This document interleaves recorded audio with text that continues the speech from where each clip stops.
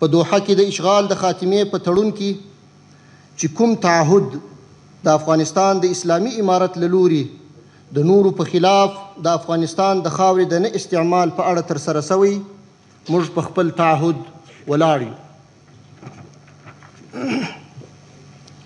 کله به هم چاته اجازه ورنکړو چې افغانستان د نورو په خلاف وکاروي، او نه به چاته اجازه ورکړو چې د افغانانو له مجبوریتونو استفاده وکړي او افغان ځوانان د نورو په خلاف وکاروي. په دې اړه ټول لازم وقایوي تدابیر نیول شوي دي. موږ د هیچا په خلاف د تعدا اراده نه لرو او نه د چا تعدا منو.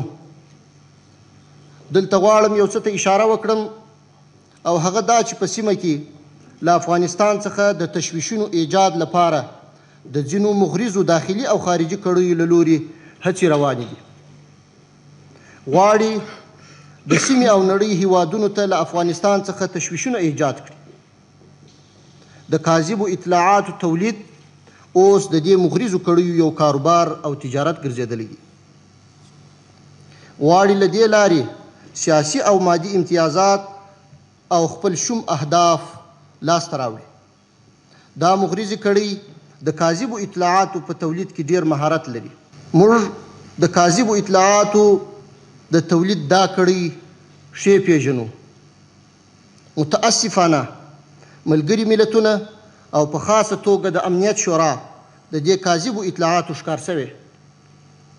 نو د سیمې او نړۍ هیوادونه باید د افغانستان د امنیتي وضعیت په اړه په داسې کاذبو راپورونو باور ونه کړي. زموږ د تفاهم لارې د هر چا پر مخ خلاصې دي.